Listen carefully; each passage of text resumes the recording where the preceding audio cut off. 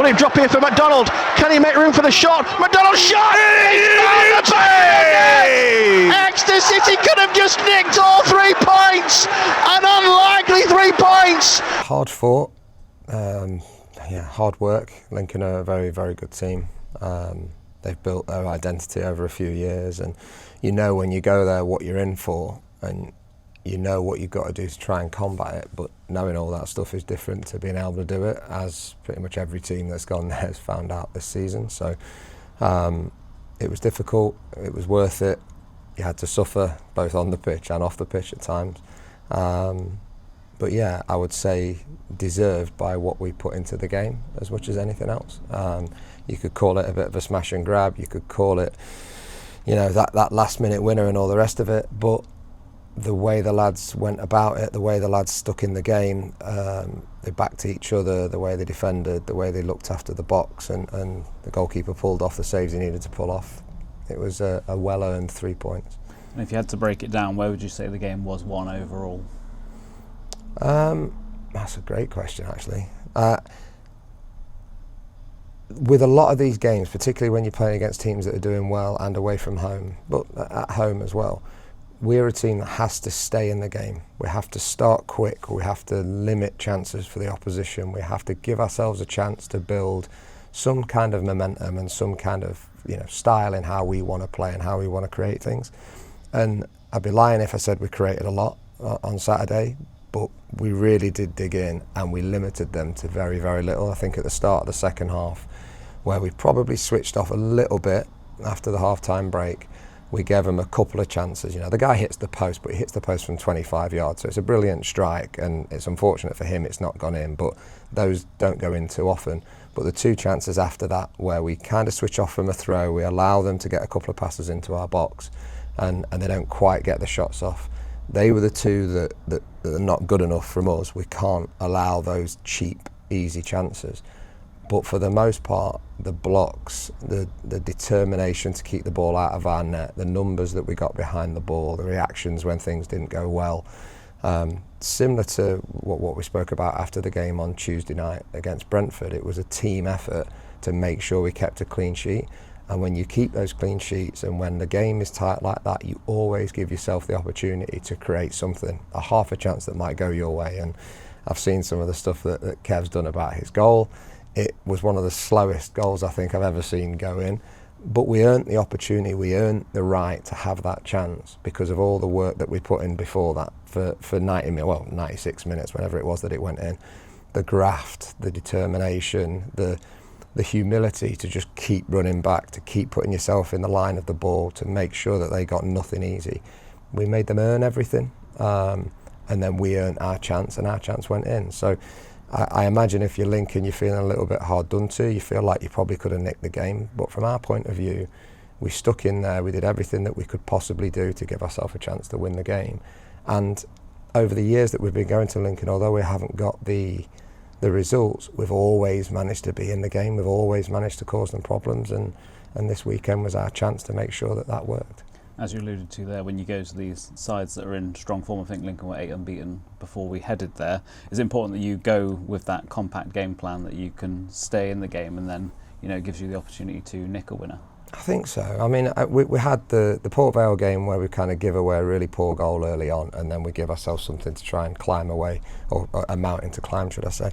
The Stevenage game where he puts a free kick in the top corner after 4 minutes, like, we reacted really well and just about got ourselves back in it. But from this game, that's what it has to be. You know, it's amazing when you can start like we did against Peterborough and Blackpool and put a few past them and everybody finishes the game feeling quite relaxed. But the reality of League One against pretty much every team that you're going to come up against, that's not going to happen. Our games are predominantly tight, whether we win or lose them. There's going to be the odd outlier either way, we know that. But if we can keep things tight, if we can stick to our principles, if we can do all of the ugly stuff, then we have got players that will score goals. We have got ways of playing that will give us opportunities. We are a threat from set plays. So we have our way, we have the stuff that we want to build, our style, but first and foremost we need to build confidence and we need to build understanding and we need to build that team spirit that wins you far more games than any tactics or any system or any formation ever will. it's the group as a whole and how they work together that will be the defining feature on how many games we win. Said about Kev popping up with the winner date on there. It's interesting that his reflection after the game was that maybe he didn't come on and do exactly what he'd hoped, but was really happy that he could contribute for the team overall. I mean, if he came on hoping to kick the ball off the pitch and pass it to Lincoln, then he did a great job. But very unlike him, and what I love about Kev is you can never have a go at him because he's already had a go at himself by the time you've been able to get the words together to say, come on, don't do that. So he went on, he was ready, it didn't quite go for his way in terms of the overall stuff, but when it really mattered and when it really counted, I think Jack Aitchison doing brilliant to land on a second ball and drive us up the pitch when we'd been under a little bit of pressure, Kev getting up to what we call lock out the edge of the box, but it breaks to him, and then having the calmness not to just lash at it, to make sure he gets a shot on target.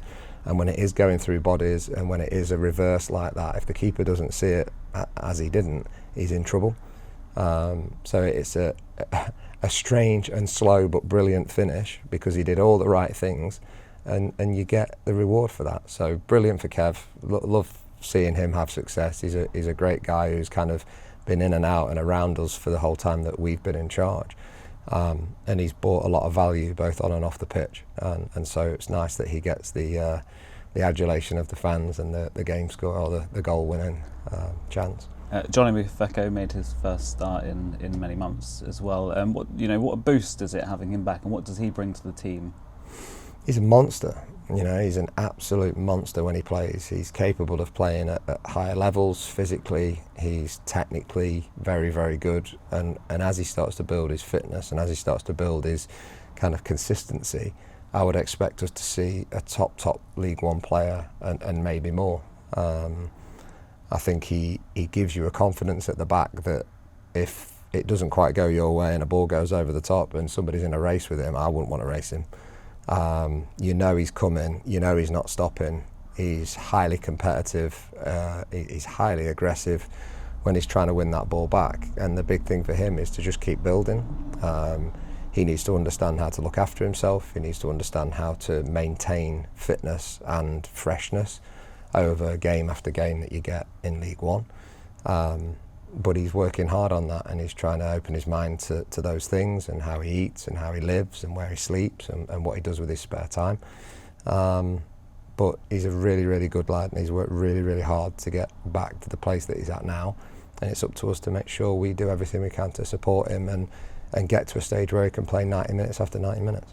It's a long way to Lincoln, as you know, and to score a late winner is, the way the players celebrated and the fans celebrated, that's just what's special about football, isn't it? It makes that travelling worth it for everyone. Yeah, you got to love the game, haven't you? When those kind of things happen, you don't get too many 90-plus minute winners, so enjoy them when they come. It makes the trip back a whole lot more fun.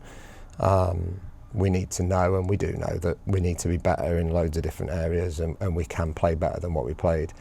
But I go back to what I said at the beginning, the team spirit, the camaraderie, the willingness to help each other out, the humility to just keep on going when they start to build their momentum with their long throws and with their set plays and with the ball going forward and into your box.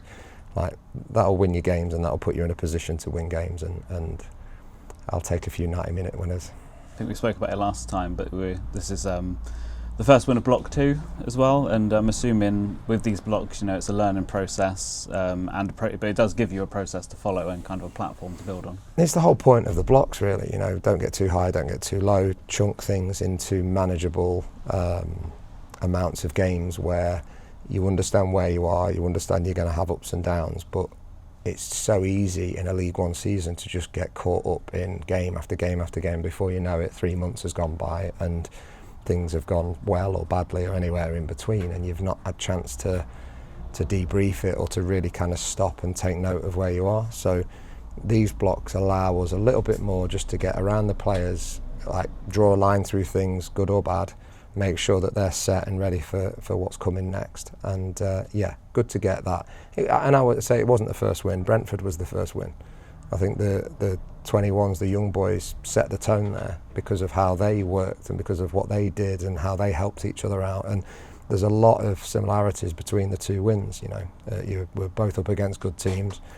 there was both opportunities for either team to win the game, but we stuck in there long enough to win it. So the first win of Block 2 was Brentford, and that needs to be kind of clear because every win is important at the football club.